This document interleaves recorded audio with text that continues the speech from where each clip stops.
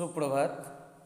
वर्तमान आम अष्टम श्रेणी रुचिरा भाग 3 अष्टम पाठ संस्कृत बही अष्टम पाठ संसार सागरस्य नायकः पाठटी को पढ़ा। तो आसतु हिंदी लिखाई आम ताकि बुझीजा। प्रस्तुत पाठ अनुपम मिश्र की कृति आज भी खैर हैं। प्रस्तुत यही पाठटी अनुपम मिश्रंकर द्वारा रचित आज भी खैर हैं। आज तांको विषय खैर हैं मतलब तांको सम्मान होउछि। आज भी खैर हैं तालाब। आज भी पोखरीर ध्यान रखा जाउछि। पाठरे प्रस्तुत पाठ इस रचना की तो संसार सागर के नायक नाम का अध्ययन से लिया गया है। तो तालाब की आज भी खैर हैं तालाब की यही पाठटी संसार सागर के नायक संसार सागर के नामक के अध्याय से लिया गया है। से अध्याय अणा जाइछि। इसमें विलुप्त होते जा रहे हैं पारंपरिक ज्ञान। एठारे विलुप्त हो जाइथिबा आमर पारंपरिक ज्ञान कौशल एवं शिल्प के धनी और शिल्पर धनी गजधर के संबंध में चर्चा की गई है। गजधरों का विषय चर्चा करा जाइछि। पानी के लिए मानव निर्मित तालाब, जलपाई मनुष्य निर्मित पोखरी, बावड़ी, छोटे छोटे जलाशय जैसे निर्माणों को यहीपरि निर्माण को लेखक ने यहाँ संसार सागर के रूप में चित्रित किया है। लेखक एठारे संसार सागर भावरे चित्रित बा चित्रण करछंती कहिछंती। तो हम इसमें यही पाठ में क्या देखेंगे तो यह जो संसार सागर रस्य नायक पाठ है, इसमें अनुपम मिश्र की एक प्रसिद्ध रचना है जिसका नाम है आज भी खैर हैं तालाब। आज ही खैर हैं तालाब। इस पाठ में रचना के संसार सागर के नायक नामक अध्याय से संग्रहित है। संग्रह करा जाइछि।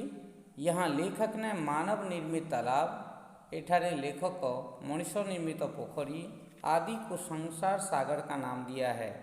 इत्यादि को संसार सागर नाम देइछंती। इसमें विलुप्त हो रहे हैं पारंपरिक ज्ञान। एठारे एथिरे विलुप्त हो जाता लिप्त हो पारंपरिक ज्ञान को और शिल्प के धनी गजधर के संबंध में चर्चा की गई है। शिल्पर धनी बा कला शिल्पर धनी गजधरों का विषय एटा कहा जाइछि। सैकड़ों हजारों तालाबों का निर्माण अपने आप नहीं हुआ है। सौ हजार पोखरी आपे आपे तैयारी है ही नहीं। हम उन महान शिल्पकारों को भूल गए हैं। आम्भे माने सही बड़ शिल्पीकार मान को भूली जाइछे। ये तालाब ही संसार सागर है। यही पोखरीटी ही संसार सागर अटे। नूतन समाज ने इन कलाकारों को भुला दिया है और नूतन समाज यही कलाकार मान को भूली जाइछि। प्रतिदिन नई नई विधियों का आविष्कार हो रहा है। प्रतिदिन दिन को दिन नूतन पद्धति गुड़िकर आविष्कार होउछि, परंतु किसी को भी ज्ञान नहीं है कि किंतु काहाकू मध्य यही विषय ज्ञान नहीं कि इन निर्माणों की गहराई को कौन माप सकता है कि पूर्व निर्मित इन निर्माण पूर्वर तैयारी कराइथिया पोखरी मानकर गभीरता केमती माप करा जाई पारिबो। आज जो अज्ञात नाम है, आज जे मानक आम अपरिचित बा अज्ञात जाना वे पहली बहुत प्रसिद्धि से लोक मैंने प्रथम बहुत सही समय बहुत प्रसिद्ध थी। पूर्वरे संपूर्ण देश में कलाकार निवास करते हैं थे। संपूर्ण देश में कलाकार माने बास करते। तालाबों को बनाने वालों के लिए गजधर यह सम्मान सूचक शब्द था। पोखरी गुड़िकर निर्माण करिबा गजधर मानकर एक गोटे सम्मान सूचक शब्द जो गज भर माप को धारण करते थे। जो माने कि गज परिमाण माप को धारण करुले उन्हें गजधर कहा जाता था, तांकु गजधर कहा जाउथिला। ये गजधर समाज की गहराई को भी मापते थे। यही गजधर माने समाजर गभीरता को मध्य मापुथिले, इसलिए वे संसार सागर के नायक थे। एथिपाई से माने संसार सागरर नायक थिले। तो वर्तमान यही पाठटी को आमे पढ़िबा। यार प्रथमे संस्कृत को पढ़िबा, परे तार ओडिया जानिबा।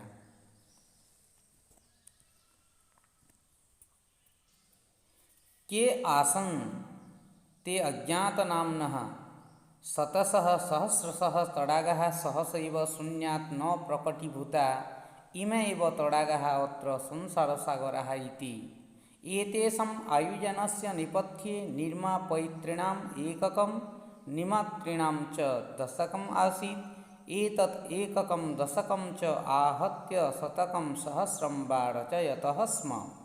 परं विगतेषु 200 वर्षेषु नूतनपद्धत्याः समाजेन यत्किञ्चित् पठितेन तेन समाजेन एककं दशकं सहस्रकं च इत्येतानि शून्ये एव परिवर्तितानि। अस्य नूतनसमाजस्य मनसि इयमपि जिज्ञासा नैव उद्भूता यत् अस्मात् पूर्वम् एतावतः तडागान् के रचयन्ति स्म। एतादृशानि कार्याणि कर्तुं ज्ञानस्य यो नूतनः प्रविधिः विकसितः तेन प्रविधिनापि पूर्वं सम्पादितम् एतत् कार्यं मापयितुं न केनापि प्रयतितम्। अद्य ये अज्ञातनामानः वर्तन्ते पुरा ते बहु प्रथिताः आसन्। अशेषे हि देशे तडागाः निर्मीयन्ते स्म। निर्मातारोऽपि अशेषे देशे निवसन्ति स्म। गजधरः इति सुन्दरः शब्दः तडागनिर्मातॄणां सादरं स्मरणार्थं राजस्थानस्य केषुचित् भागेषु शब्दोऽयम् अद्यापि प्रचलति। कः गजधरः? यः गजपरिमाणं धारयति सः गजधरः। गजपरिमाणम् एव मापनकार्ये उपयुज्यते। समाजे त्रिहस्तपरिमाणात्मिकीं लौहयष्टिं हस्ते गृहीत्वा चलन्तः गजधराः इदानीं शिल्पीरूपेण नैव समादृताः सन्ति। गजधरः यः समाजस्य गाम्भीर्यं मापयेत् इत्यस्मिन् रूपे परिचितः। गजधराः वस्तुकाराः आसन्। कामं ग्रामीणसमाजो भवतु नगरसमाजो वा तस्य नवनिर्माणस्य सुरक्षाप्रबन्धनस्य च दायित्वं गजधराः निभालयन्ति स्म। नगरनियोजनात् लघुनिर्माणं पर्यन्तं सर्वाणि कार्याणि एतेष्वेव आधृतानि आसन्। ते योजनां प्रस्नुवन्ति, भाविव्ययम् आकलयन्ति स्म, उपकरणं भारां सङ्गृह्णन्ति स्म, प्रतिदानेति न तद्दातुं स्म। यत् दातुं तेषां स्वामिनः असमर्थाः भवेयुः। कार्यसमाप्तौ वेतनानि अतिरिच्य गजधरेभ्यः सम्मानमपि प्रदीयते स्म। नमः एतादृशेभ्यः शिल्पेभ्यः। वर्तमान आमे पाठटी को ओडिया रे जानिबा।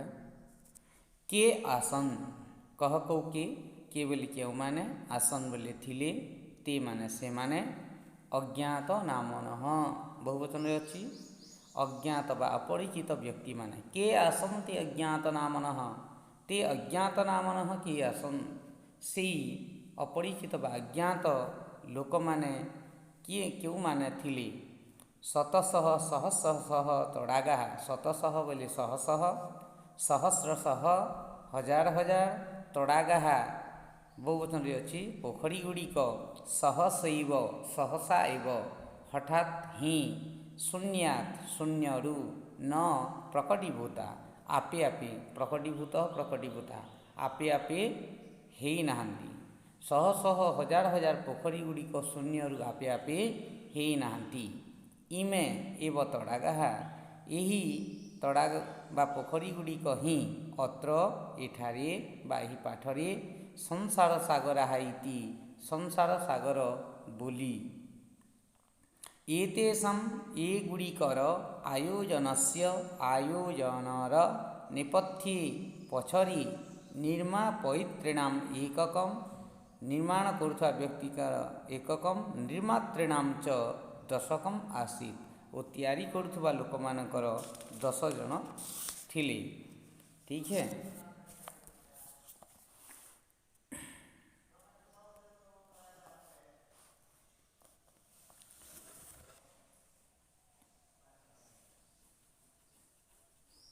निर्मापयितॄणाम एककम निर्मातॄणाम च दशकम आसीत।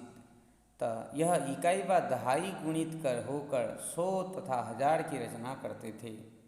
कई बार था जड़े 10 जन एमती तैयारी करी 100 1000 तैयारी करुले। परम किंतु विगत 200 वर्षेषु 200 वर्ष मध्य नूतन पद्धति समाज द्वारा यत् किंचित पठितम जहाँ किंचित पढ़ागला नूतन पद्धति पढ़ागला। ठीक अच्छे ते पठितेन तेन समाजेन पठितेन पढ़ा जाइथिबा तेन समाजेन सही समाज द्वारा एककम दशकम एकक दशक सहस्रकम च सहस्रकम ओ सहस्र हजार इत्येतानि इत्यादि शून्य एव परिवर्तितानि शून्य परिवर्तन होते। परंतु बीते हुए 200 वर्ष में नई पद्धति द्वारा समाज ने जो कुछ पढ़ा है उस पठित समाज ने इकाई दहाई और हजार को शून्य में ही बदल दिया। अर्थात उन्होंने नया कुछ नहीं कर पाया अर्थात से माने किसी नूतन करिपारिले नहीं। अस्य नूतन समाजस्य मनसि यही नूतन समाजर मनरे इयमपि जिज्ञासा नैव उद्भूता इयम अपि यहाँ मध्य जिज्ञासा जानिबार इच्छा नैव उद्भूता नैव हेला नहीं उद्भूता नैव उद्भूता हेला नहीं यत् जहा अस्मात् पूर्वम आम्भमानक पूर्वरु एतावतः एहीपरि बा एते गुड़िए तड़ागान पोखरी मानकु किए रचयन्ति स्म केउ माने रचना बा तैयारी करथिले। अर्थात वर्तमान जो नूतन पद्धति द्वारा पढ़ुवा पाठ पढ़ी पिला माने किसी नूतन तक तैयारी करि पारले नाही पोखरी बा तालाब किंतु ताकू जानिबाकू मध्य से माने चेष्टा कले नाही। एतादृशानि कार्याणि एहीपरि कार्यगुड़िक कर्तुम करिबाकू ज्ञानस्य यह ज्ञानर ज्ञानस्य जेउ नूतन प्रविधि विकसित नूतन नवीन प्रविधि पद्धति विकसित हैला तेन प्रविधिनापि सही पद्धति द्वारा मध्य पूर्वं संपादितं पूर्वरु करा जाइथिबा एतत् कार्यम एही कार्यटिकु मापयितुं मापिबा पाई न केनापि प्रयतितम न बोले नाही केनापि कहा द्वारा मध्य प्रयतितम चेष्टा करागला। अर्थात पूर्वरु जो पोखरी गुड़िक खोला जाइथिला ताकू मध्य नूतन पद्धति द्वारा मापिबार कोनोसी माने प्रयास करा जाई नथिला बा केमती मापी तार भी किछि सेमाने बाहर करि पारि नाहंती। अद्य जे आजि जे जेउ माने अज्ञात नामनः वर्तन्ते अज्ञात नामक अटंती पूरा पूर्व कालरे ते सेमाने बहु प्रथिता आसन बहु प्रसिद्ध थिले। अशेषे ही देशे अनेक गुड़िए देशरे तड़ागा पोखरी गुड़िक निर्मीयन्ते स्म तैयारी करुथिले। निर्मातारह तैयारी करुथुबा लोकमाने मध्य अशेषे देशे अनेक गुड़िए देशरे निवसन्ति स्म वास करुथिले। गजधरः इति सुंदर शब्द गजधरः इति बोली सुंदर शब्दटी तड़ागा निर्मातॄणाम सादरम स्मरणार्थम तड़ाग निर्मातॄणाम पोखरी ତିଆରି କରୁଥିବା ବା ପୋଖରୀ ଖୋଳୁଥିବା ଲୋକମାନଙ୍କର ସାଦରମ୍ ଆଦରର ସହିତ ସ୍ମରଣ ପାଇଁ ରାଜସ୍ଥାନସ୍ୟ ରାଜସ୍ଥାନର କେଷୁଚିତ୍ ଭାଗେଷୁ କେତେଗୁଡ଼ିଏ ସ୍ଥାନରେ ଅୟଂ ଶବ୍ଦ ଏହି ଶବ୍ଦଟି ଅଦ୍ୟ ଯୁଗ ଅପି ଅଦ୍ୟାପି ଆଜି ମଧ୍ୟ ପ୍ରଚଳିତ ଚାଲୁଅଛି। କଃ ଗଜଧରଃ ଗଜଧରଃ କିଏ? ୟଃ ଯିଏ ଗଜ ପରିମାଣଂ ଧାରୟତି ଗଜ ପରିମାଣର ଗଜ ମାପର ଧାରୟତି ଧାରଣ କରିଥାଏ। ସହ ଗଜଧରଃ ସିଏ ଗଜଧର ବୋଲି କୁହାଯାଇଛି। ଗଜ ପରିମାଣଟି ଏବ ହିଁ ମାପନ କାର୍ଯ୍ୟେ ଉପୟୁଜ୍ୟତେ ମାପିବା କାର୍ଯ୍ୟରେ ଉପଯୋଗ କରାଯାଇଥାଏ। ସମାଜରେ ତ୍ରିହସ୍ତ ପରିମାଣାତ୍ମିକୀଂ 3 ହାତ ପରିମାଣର ଲୌହ ଯଷ୍ଟିଂ ଲୌହ ଦଣ୍ଡଟି ହସ୍ତେ ଗୃହୀତ୍ୱା ହାତରେ ଧାରଣ କରି ଚଲନ୍ତଃ ଚାଲୁଥିବା ଗଜଧର ଗୁଡ଼ିକ ଇଦାନୀଂ ଏବେ ଶିଳ୍ପୀ ରୂପେଣ ଶିଳ୍ପୀ ଭାବରେ ନୈବ ସମାଦୃତାଃ ସନ୍ତି। ନ ଯୋଗ ଏବ ନୈବ ବୋଲେ ନାହିଁ। ସମାଦୃତାଃ ସନ୍ତି ସମାଦୃତ ନାହାନ୍ତି ଆଦର ପାଉନାହାନ୍ତି। ଗଜଧରଃ ଯିଏ ଗଜଧର ଯଃ ସମାଜସ୍ୟ ଗାମ୍ଭୀର୍ଯ୍ୟଂ ମାପୟେତ୍ ଗଜଧର କହିଲେ ଯଃ ଯିଏ ସମାଜସ୍ୟ ଗାମ୍ଭୀର୍ଯ୍ୟଂ ମାପୟେତ୍ ଗାମ୍ଭୀର୍ଯ୍ୟକୁ ମାପନ କରୁଥିଲେ। ଇତ୍ୟସ୍ମିନ୍ ରୂପେ ପରିଚିତଃ ଇତି ଅସ୍ମିନ୍ ବୋଲି ଏହି ରୂପରେ ପରିଚିତ ଅଟନ୍ତି। ଗଜଧର ଗୁଡ଼ିକ ବସ୍ତୁକାର ଆସନ୍ ବା ଶିଳ୍ପୀକାର ଥିଲେ। ସ୍ଥପତି ଥିଲେ।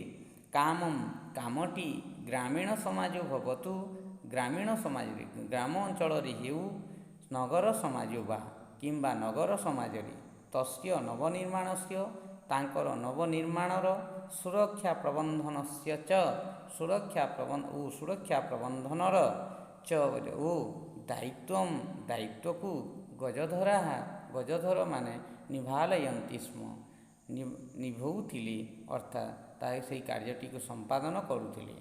ନଗର ନିଯୋଜନାତ୍ ନଗର ସ୍ଥାପନରୁ ଲଘୁ ନିର୍ମାଣ ପର୍ଯ୍ୟନ୍ତଂ ଛୋଟ ନିର୍ମାଣ କାର୍ଯ୍ୟ ପର୍ଯ୍ୟନ୍ତ ସର୍ବାଣୀ କାର୍ଯ୍ୟାଣି ସମସ୍ତ କାର୍ଯ୍ୟଗୁଡ଼ିକ ଏତେଷ୍ୱେବ ଆଧୃତାନି ଆସନ୍।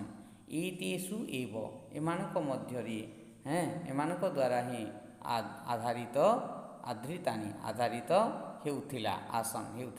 ତେ ସେମାନେ ଯୋଜନାଂ ପ୍ରସ୍ତୁବନ୍ତି ଯୋଜନା ତିଆରି କରୁଥିଲେ। ପ୍ରସ୍ତୁବନ୍ତି ସ୍ମ ଯୋଜନା ତିଆରି କରୁଥିଲେ। ଭାବିବ୍ୟୟ ସେଥିରେ ହେଉଥିବା ଖର୍ଚ୍ଚ ବା ଆଗକୁ ଥିବା ଖର୍ଚ୍ଚକୁ ଆକଳୟନ୍ତି ସ୍ମ ଆକଳନ କରୁଥିଲେ ବା ଗଣନା କରୁଥିଲେ। ଉପକରଣ ଭାରାନ୍ ତିଆରି ପାଇଁ ଯେଉଁ ଉପକରଣ ଗୁଡ଼ିକ ଲାଗିବ ଯେଉଁ ଜିନିଷ ଗୁଡ଼ିକ ବ୍ୟବହାର କରାଯିବ ସଂଗୃହନ୍ତି ସ୍ମ ସଂଗ୍ରହ କରୁଥିଲେ।